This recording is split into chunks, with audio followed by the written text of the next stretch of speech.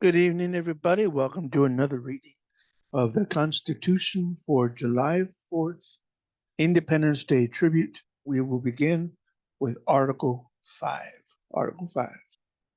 The Congress, whenever two-thirds of both houses shall deem it necessary, shall propose amendments to this Constitution, or on the application of the legislatures of two-thirds of the several states, shall call a convention for proposing amendments, which in either case shall be valid to all intents and purposes as part of this Constitution.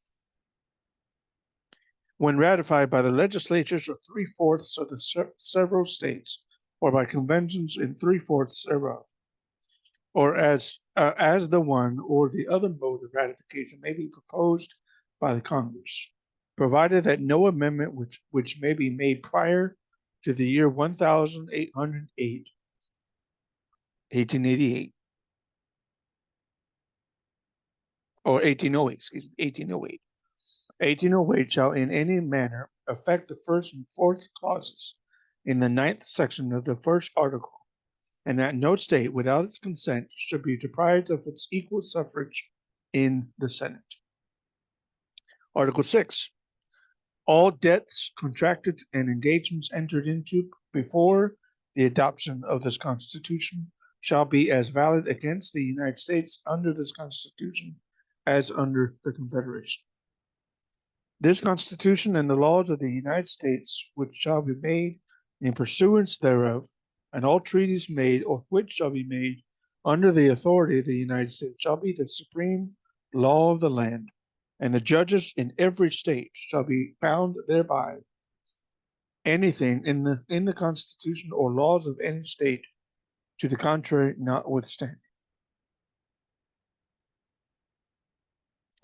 So and this Constitution shall be the supreme law of the land, and the judges of every state shall be bound thereby.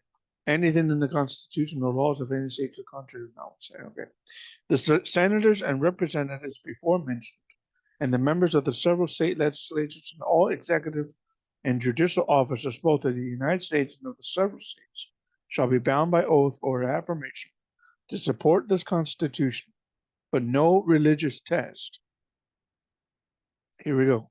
No religious test shall ever be required as a qualification to any office or public trust under the U.S. Bingo. Article 7. The ratification of the conventions of 9 states shall be sufficient for the establishment of this Constitution between the states so ratifying the same. Done in convention by the unanimous consent of the states present the 17th day of September in the year of our Lord 1787, so 1787, and of the independence of the United States of America, the 12th in witness whereof we have hereunto subscribed our names. 12 names, okay. From the 12, not the 12, there's 13 colonies. Okay, so the 12th. George Washington, President and Deputy from Virginia. From New Hampshire, John Langdon, Nicholas Gilman. From Massachusetts, Nathaniel Gorham and Rufus King. From Connecticut, William Samuel Johnson and Roger Sherman. New York, Alexander Hamilton. From New Jersey, William Livingston, David Brearley, William Patterson, Jonathan Dayton. From Pennsylvania, Benjamin Franklin, Thomas Mifflin, Robert Morris, George Clymer, Thomas Fitzsimmons, Jared Ingersoll, James Wilson, and Governor Morris. Governor was his actual first name. So, and it's spelled differently, Governor Morris. Excuse me. From Delaware, George Reed, Gunning Bedford Jr., John Dickinson, Richard Bassett, Jacob Broom. From Maryland, James McHenry, Dan of St. Thomas, Jennifer, whatever that is, Daniel Carroll. From Virginia, John Blair and James Madison. From North Carolina, William Blount. Richard Dobbs Spate, and Hubert H.U. Williamson. From South Carolina, John Rutledge, Charles Coatsworth Pinckney, and then Charles Pinckney. Pierce Butler. From Georgia, William Few and Abraham Baldwin. Attest Bill Jackson, William Jackson, Secretary.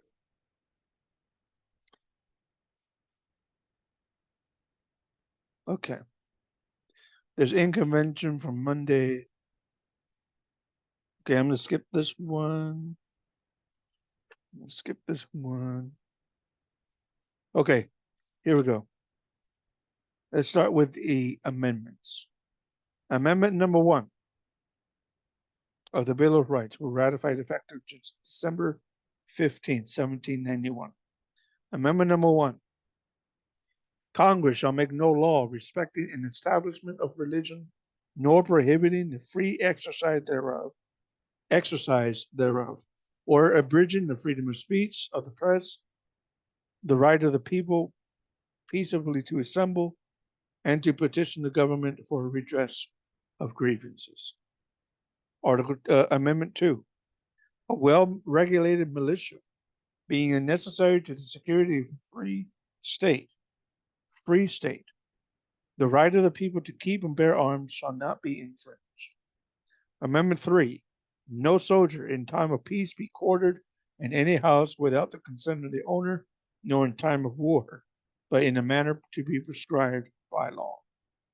Amendment 4. The right of the people to be secure in their persons, houses, papers, and effects against unreasonable searches and seizures shall not be violated, and no warrant shall be issued, but upon probable cause, supported by oath or affirmation, and particularly describing the place to be searched and the persons or things to be seized. Amendment 5.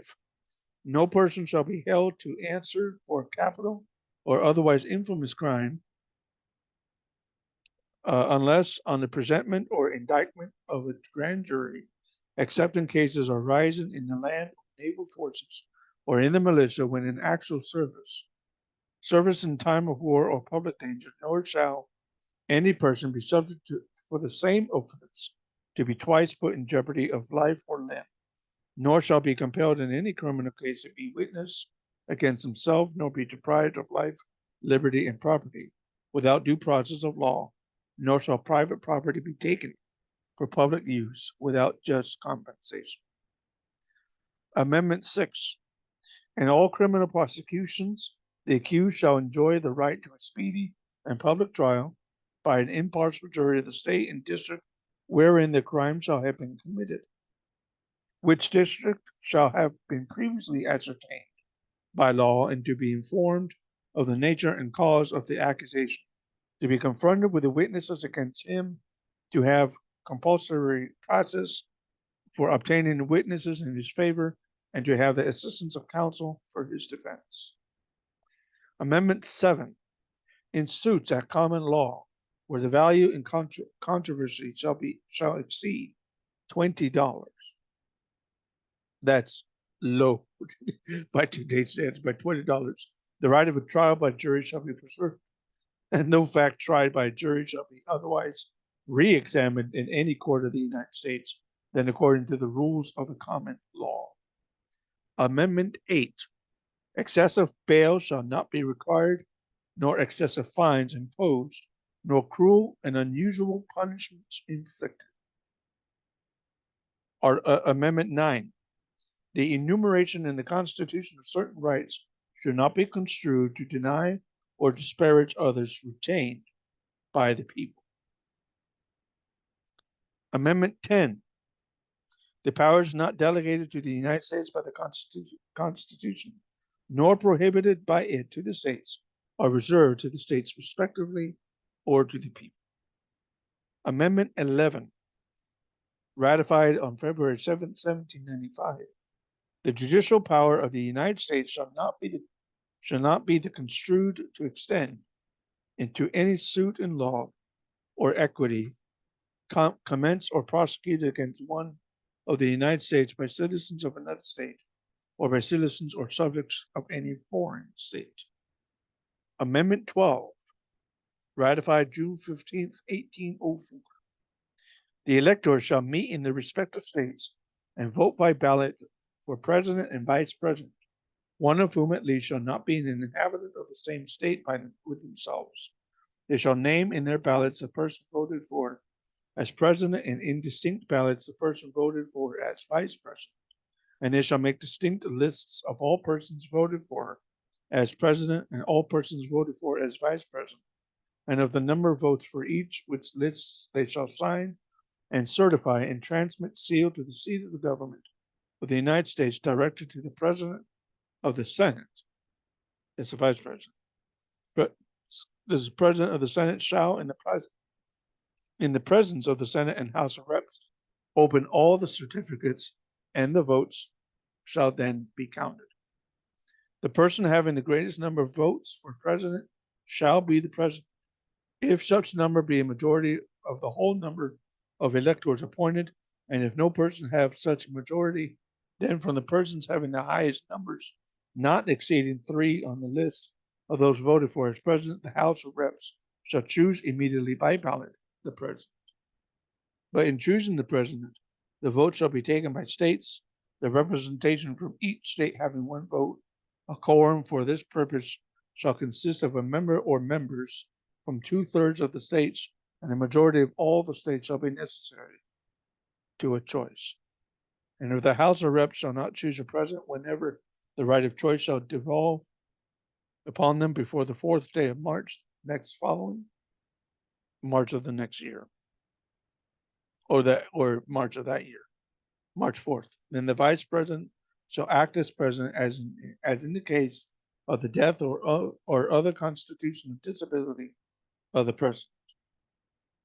This part was superseded by Section 3 of the 12th Amendment.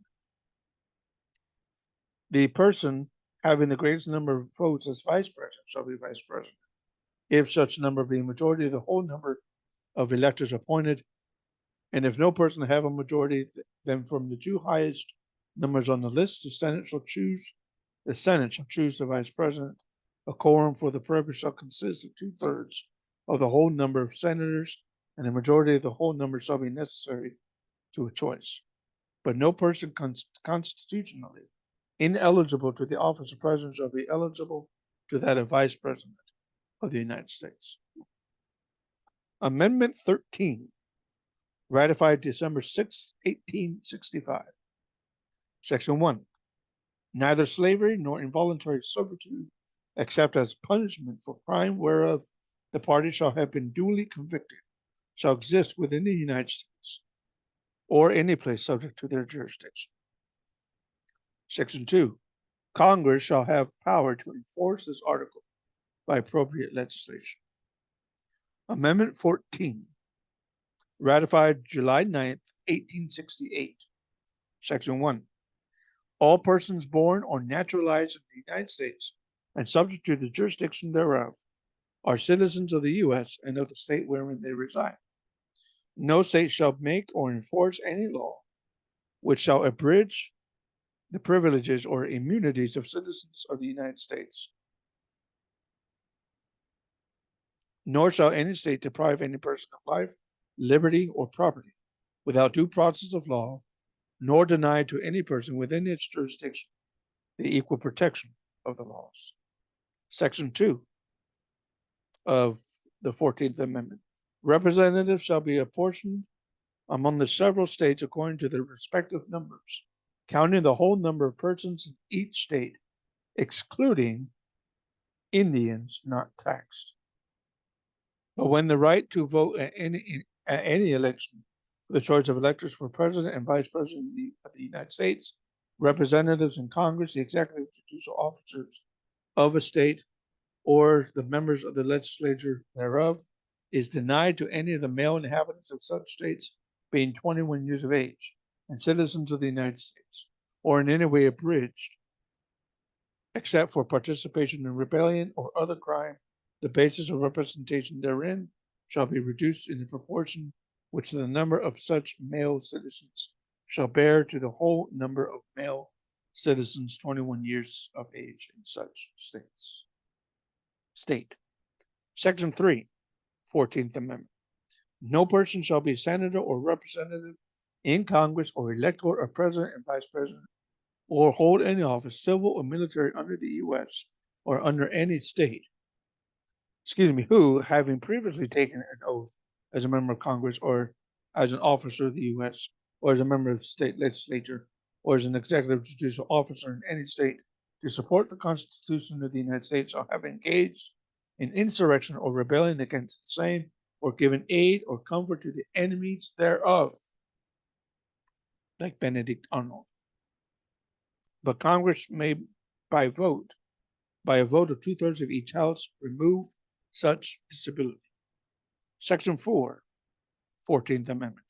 The validity of the public debt of the United States authorized by law, including debts incurred for payment of pensions and bounties for services in suppression, insurrection, or rebellion, shall not be questioned.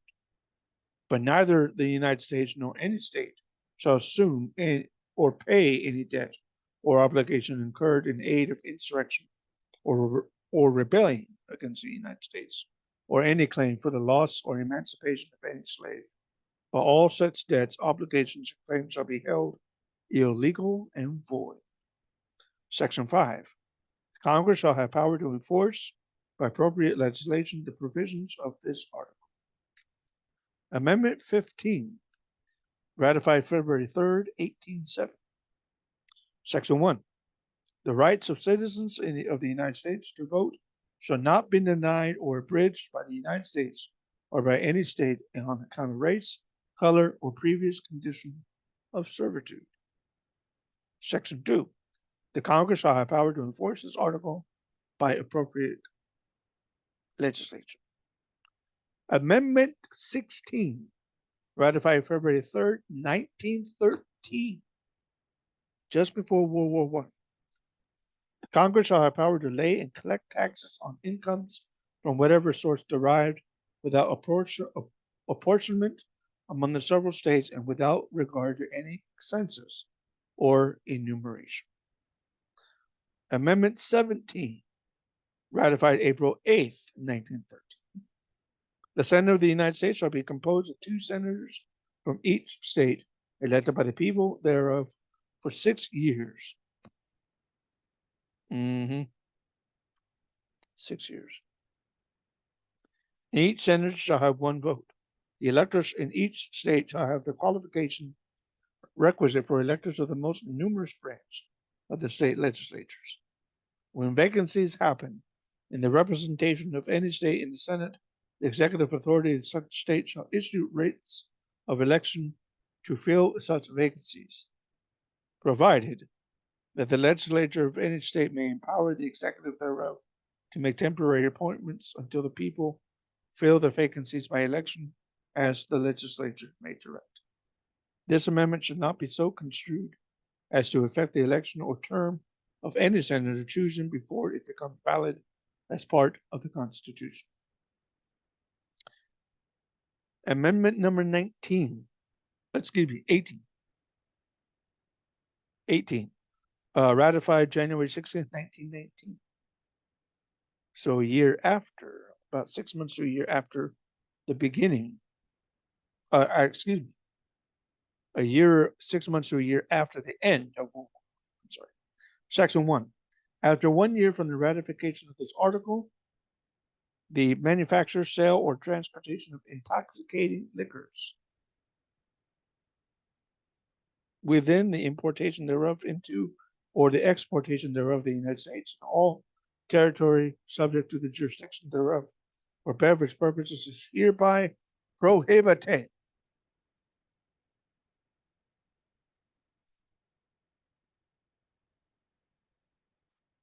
Prohibition Day.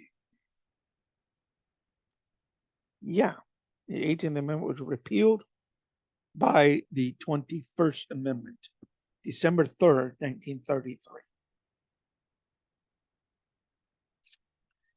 I think that was a bad idea, to be honest, but that's my opinion. Section 2 of number 18, Section 2, the Congress and several states shall have concurrent power to enforce this article by appropriate legislation. Section 3, this article shall be inoperative unless it shall have been ratified as an amendment to the Constitution by the legislatures of the several states as provided in the Constitution within 7 years from the date of the submission hereof to the states by the Congress. Amendment number 19, ratified August 18, 1920. The right of citizens of the United States to vote shall not be denied or abridged by the United States or by any state on account of sex. Congress shall have power to enforce this article by appropriate legislation. Okay. Amendment 20, ratified January 23rd, 1933. Section 1.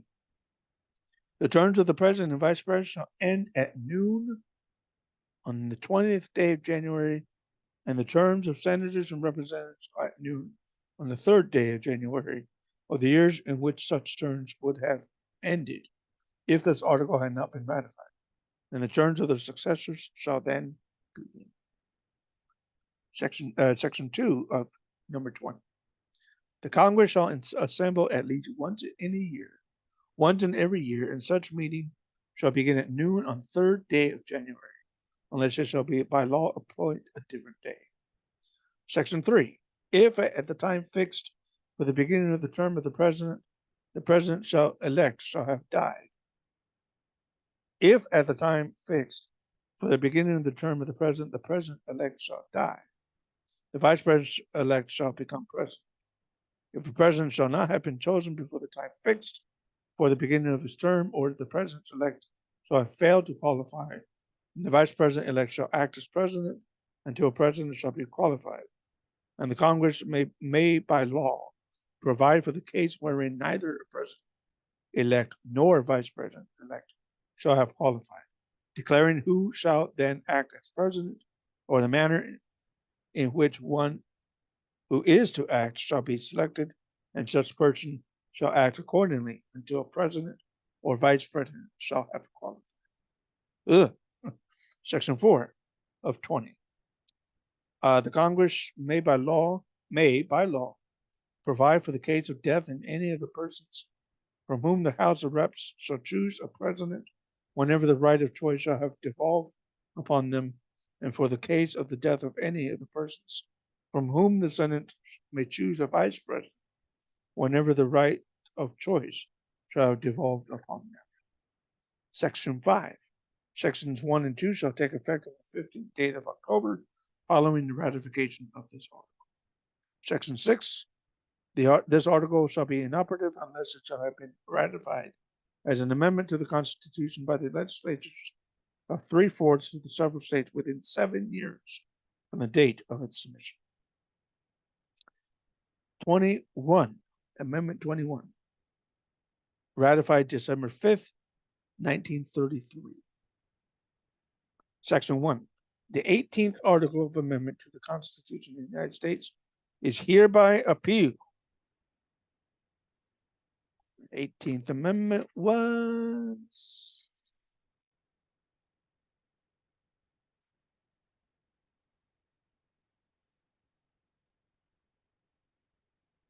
prohibition law. Section 2, the transportation, importation into any state, territory, or possession of the United States for delivery or use therein of intoxicating liquors in violation of the laws therein is hereby prohibited. This repeal, Section 1 is repealed, but the transportation or importation to any state, territory, or possession of the United States for delivery or use therein of intoxicating in violation of the laws thereof is, so Section 2 is still prohibited. Section 3, This article shall be inoperative unless it shall have been ratified as an amendment to the Constitution by conventions in the several states as provided in the Constitution within 7 years from the date of the submission of this, from the date of the submission hereof to the states by the Congress. Amendment 22, ratified February 27th, 1951. So what is that? 1931, it's 20 years. 18 years later, we have a 22nd amendment. 18 years later. Section 1. No person shall be elected to the office of the president more than twice. Yeah. Franklin Delano Roosevelt. No person shall be elected to the office of the president more than twice. And no person who has held the office of president or acted as president for more than 2 years of a term to which some other person was elected president shall be elected to the office of president more than once. But this article shall not apply to any person holding the office of president when this article was proposed by the Congress, and shall not prevent any person who may be holding the office of president or acting as president during the term within which this article becomes operative from holding the office of president or acting as president during the remainder of such term. Section 2 of 22. This article shall be inoperative unless it shall have been ratified as an amendment to the Constitution by the legislatures of 3/4 of the several states within 7 years from the date of its submission to the states by the Congress. Amendment 23, March 29th, ratified March 29th, 1961. Section 1. The district constituting the city, I'm reading again. The district constituting the seat of government of the United States shall appoint in such manner as Congress may direct a number of electors of president and vice president equal to the whole number of senators and representatives in Congress to which the district shall be entitled, if it were a state, but in no event more than the least populous state. There shall be in addition to those appointed by the states, but they shall be considered for the purposes of the election of president and vice president to be electors appointed by a state, and they shall meet in the district to perform such duties as provided by the 25th article of this amendment, 25th Amendment. Section 2. The Congress shall have power to enforce this article by appropriate legislation. 24th Amendment, Amendment 24, ratified January 23rd, 1964. Kind of the beginning of the Civil Rights Movement. Section 1. The rights of citizens of the United States to vote in any primary or other elections for president or vice president, for electors for president and vice president, or the senators or representatives of Congress shall not be denied or abridged by the United States or by any state by reason of failure to pay any poll tax or other tax. So if you don't pay your taxes, you can still vote. That's all it's saying. Congress shall have power, Article Section 2. The Congress shall have power to enforce this article by appropriate legislation. 25th Amendment, ratified February 10, 1967. So this is after the assassination of JFK, just before the assassination, or a year before assassination of Martin Luther King Jr. and Robert Kennedy. Section 1 of 25. In the case of the removal of the president from office, or of his death or resignation, the vice president shall become president. Section 2. Whenever there is a vacancy in the office of the vice president, the president shall nominate a vice president who shall take office upon confirmation by a majority vote of both houses of Congress. And that happened with Spiro T. Agnew and Gerald Ford under Nixon. It may have happened another time, but I know about Agnew and Gerald Ford. Section 3 of 25. Whenever the president transmits to the president pro tem of the Senate and the Speaker of the House of Reps his written declaration that he is unable to discharge the powers and duties of his office, and until he transmits to them a written declaration to the contrary. Such powers and duties shall be discharged by the Vice President as acting President. Section 4. Whenever the Vice President and the majority of either the principal officers of the executive departments or of such other body as Congress may by law provide, transmit to the President pro tem of the Senate and the Speaker of the House of Reps the written declaration that the President is unable to discharge the powers and duties of his office of Vice President shall immediately assume the powers and duties of the office of as acting President. Thereafter, when the President transmits to the President pro tem of the Senate and the Speaker of the House of Reps his written declaration that no inability exists, he shall resume the powers and duties of his office unless the Vice President and the majority of either the principal officers of the executive department, executive branch, or of such other body as Congress may by law provide, transmit within 4 days to the President pro tem of the Senate and Speaker of the House of Reps their written declaration that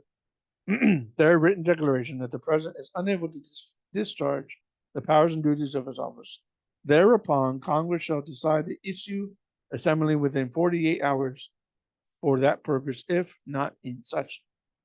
If the Congress within 21 days after receipt of that latter written declaration, or if Congress is not in session within 21 days after Congress is required to assemble, determines by 2/3 of votes of both houses that the President is unable to discharge the powers and duties of his office of Vice President, shall continue to discharge the same as acting President, otherwise the President shall resume powers and duties of his office. Okay, fine. Amendment number 26, ratified July 1st, 1971. Section 1. The rights of the citizens of the United States who are 18 years of age or older to vote shall not be denied or abridged by the United States or by any state on account of age. So you can be 18 years old by 1971. July 1971, you can be 18 years old and vote. Section 2, the Congress shall have power to enforce this article by appropriate legislation. Number 27, Amendment 27, proposed on September 25th, 1789, ratified 203 years later, May 7th, 1992. Why the fudge did it take 203 years to ratify this 27th Amendment? No law varying the compensation for the services of the senators and representatives shall take effect until an election of reps shall have intervened. And that is the end of the Constitution of the United States.